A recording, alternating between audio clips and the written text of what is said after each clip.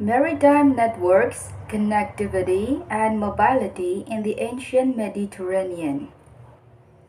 In an exponentially hyper-connected modern world, it is tempting to imagine that the past was a different place, one of sedentary village in which most people barely ventured beyond familiar confines. Indeed, for Mediterranean prehistory, it is farms and hamlets that dominate the settlement record. One might then easily assume that in such societies most interactions were with family and neighbors, and of a frequency and regularity that made for an almost intuitive communication. In the study of antiquity, this perspective is perhaps best encapsulated in Finlay's assertion that ancient societies must have operated primarily on a face-to-face basis. With this notion of the face-to-face, it is all too easy to portray society as static. Mobility becomes an optional add-on, something that might well have happened, but certainly not an inherent societal condition. A strong response to this sedentarist bias emerged in the form of a so-called mobility turn that put movement center stage. What are the implications of a perspective privileging mobility for the study of antiquity? That there was considerable movement in the ancient Mediterranean is hardly in doubt. It is quite clear from written sources and artifacts distribution. Furthermore, the sense of it being a precondition for Mediterranean life emerged once one takes into account the region's heterogeneous environment and unpredictable ecology. It would have been highly beneficial in many cases not to limit oneself to any one ecozone. This is just a general overlay, and over time there would have been diverse motives behind mobility. Motives we should not doubt continue to explore. But the more basic question of how mobility was made possible has certainly received insufficient attention. This is a question not only of transportation technology, more on this below, but also of the fundamental condition enabling communication beyond the face-to-face. For example, Moati has identified translation as a key process in movement between cultures and not just in a textual sense. She also described translation in relation to art and specifically the translation of Greek art in the Roman world. When it comes to the movement of people, the Roman world had various means for assigning identity to migrants, though it was far from categorical. Ancient sources tell us that migrants may have carried recommendation letters or been asked to narrate biographical details, while particular insignias of or object may also have helped establish identity.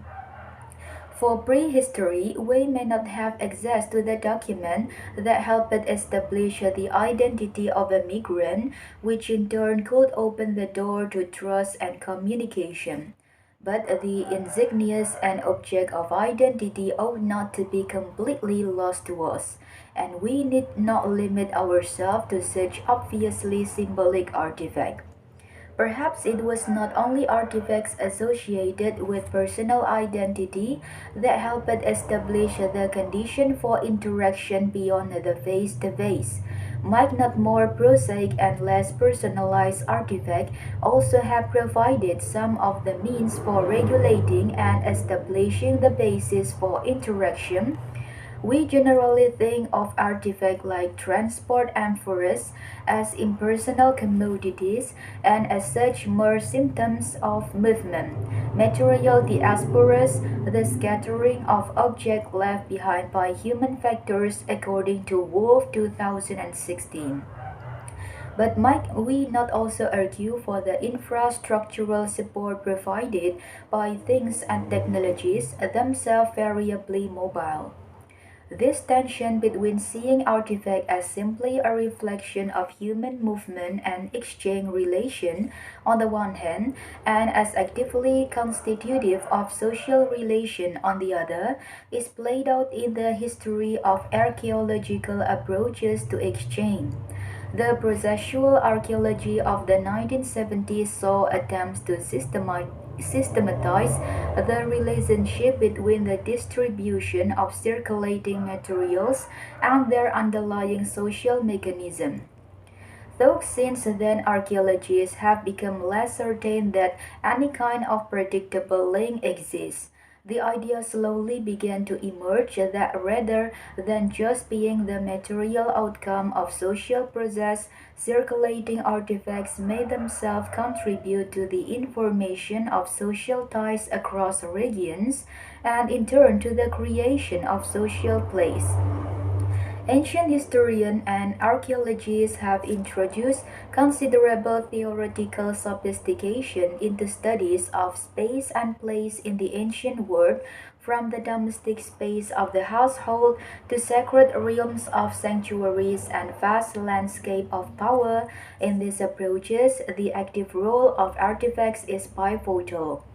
Such work is mostly concerned with terrestrial landscape. However, approaches to analyzing the human geography of maritime space and place remain comparatively underdeveloped. In general, the sea represents either a flat and featureless plain free to be crossed or a deterministic mix of environmental constraints, winds, current, visibility, and etc. that essentially predefine a few major factors of movement and communication.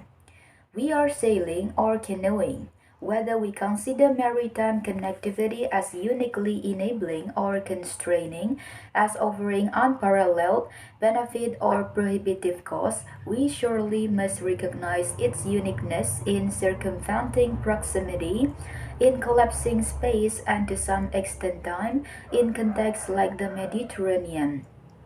If the face-to-face basis of interaction is undermined by connectivity, then perhaps maritime mobility offers a particularly dramatic challenge to that principle.